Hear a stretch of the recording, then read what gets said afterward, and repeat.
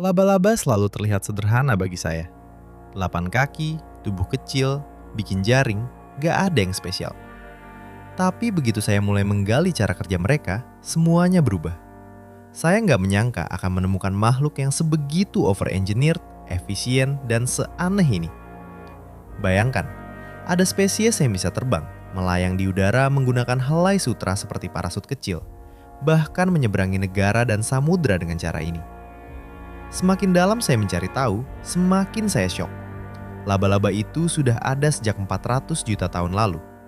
Itu lebih tua dari dinosaurus, lebih tua dari pohon, bunga, atau apapun yang kita kenal sebagai landscape modern. Ada satu hal yang mungkin membuat kalian terkejut.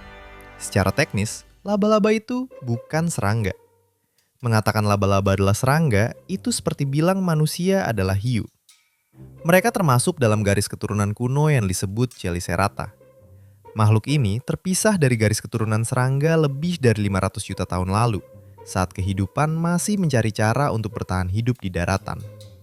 Dan ternyata, saudara jauh mereka adalah makhluk yang sudah kalian kenal. Kalajengking, kepiting tapal kuda, bahkan kutu. Yang membuat mereka menarik bukan cuma umurnya, tapi evolusi mereka menghasilkan ciri-ciri yang tidak ada di tempat lain di kerajaan hewan.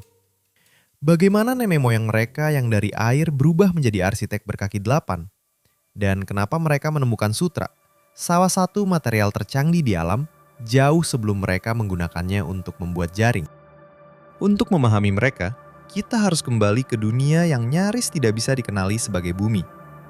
Sekitar 400 hingga 450 juta tahun lalu, kehidupan mulai serius menjajah daratan.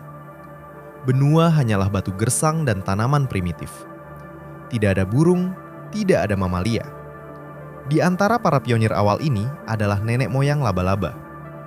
Laba-laba prototipe ini belum punya kelenjar sutra atau bisa. Yang mereka punya adalah 8 kaki dan taring sederhana bernama Chelicerae. Saat serangga mengembangkan sayap, garis keturunan laba-laba memilih arah berbeda. 2 segmen tubuh, 8 kaki, dan cara merasakan dunia yang unik. Tanpa antena, tanpa mata majemuk.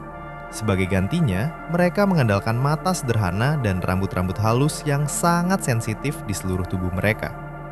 Ingat, mereka berburu di dunia tanpa bunga, sebelum ada lebah atau kupu-kupu. Fosil awal seperti Itmonarachne dari 305 juta tahun lalu menunjukkan desain eksperimental, seperti lempengan pada perut dan bahkan ekor pendek. Tapi, dominasi mereka dimulai dari 2 penemuan revolusioner, Bisa dan Sutra. Bisa atau Venom adalah solusi elegan evolusi. Tapi ini yang mengejutkan. Bisa awalnya tidak berevolusi untuk membunuh, melainkan untuk mencerna. Laba-laba awal punya enzim pencernaan di usus mereka. Seiring waktu, enzim ini mulai diproduksi di kelenjar dekat taring. Saat disuntikan, enzim ini mulai menghancurkan jaringan mangsa di luar tubuh, mengubahnya menjadi sup sebelum dimakan. Seiring waktu, enzim ini bermutasi menjadi neurotoksin yang melumpuhkan sinyal saraf mangsa secara instan. Tarantula mengembangkan bisa untuk serangga. Laba-laba Black Widow menargetkan sistem saraf hewan yang lebih besar, dan Vanoweb di Australia punya racun yang bisa membunuh manusia dalam hitungan jam. Tapi ingat, bagi laba-laba, taringnya adalah sedotan. Mereka menyuntikkan enzim, menunggu isi perut mangsa cair, lalu menghisapnya. Ada yang menggunakan efek anestesi agar mangsa tidak meronta. Ada juga yang menjaga mangsanya tetap hidup agar makanannya tetap segar. Ini adalah predasi pada level kimiawi. Jika bisa adalah senjata, maka sutra adalah kekuatan super mereka. Secara hitungan berat, sutra laba-laba lebih kuat dari baja dan lebih elastis dari karet. Dan mereka sudah memproduksinya selama 380 juta tahun. Awalnya, sutra bukan untuk jaring, tapi untuk melindungi telur. Baru kemudian mereka sadar, sutra bisa jadi tali pengaman, lapisan liang, dan akhirnya jerat udara. Laba-laba modern bisa menghasilkan hingga 7 jenis sutra berbeda. Ada sutra dragline yang kuat untuk rangka, sutra tangkap yang lengkap, hingga sutra pembungkus.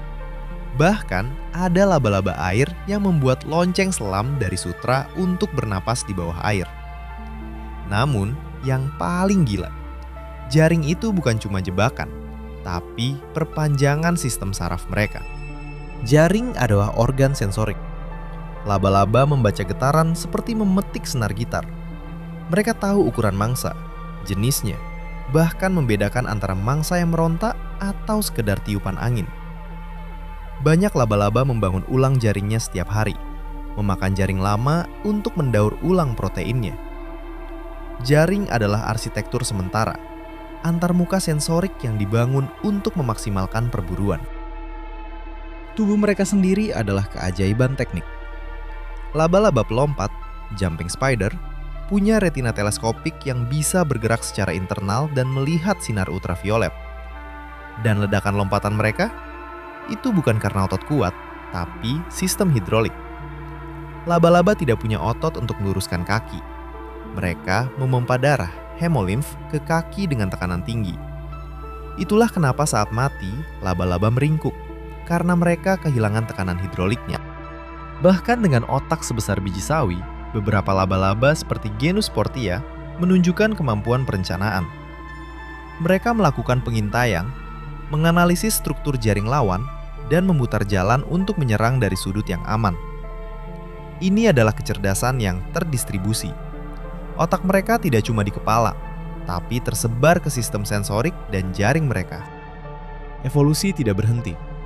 Laba-laba sekarang mulai beradaptasi dengan kota, belajar memanfaatkan cahaya lampu untuk menarik serangga. Mereka telah selamat dari beberapa kepunahan massal. Mereka hidup lebih lama dari dinosaurus, melewati zaman es dan letusan gunung berapi super. Besar kemungkinan mereka akan tetap ada lama setelah manusia tiada. Dunia ini jauh lebih kompleks dari apa yang terlihat di permukaan. Makhluk kecil yang sering kita abaikan ini adalah bukti keajaiban teknik alam selama ratusan juta tahun. Saat ini, saya sedang berusaha meningkatkan kualitas produksi video ini dengan riset dan visual yang lebih baik. Tapi itu butuh waktu dan sumber daya yang besar. Jadi, jika kalian menikmati video ini dan ingin melihat film yang lebih besar lagi, dukungan kalian sangat berarti. Terima kasih tulus dari saya. Dan sampai jumpa di video berikutnya. Kalian bisa tonton video yang satu ini. Saya yakin kalian akan menyukainya.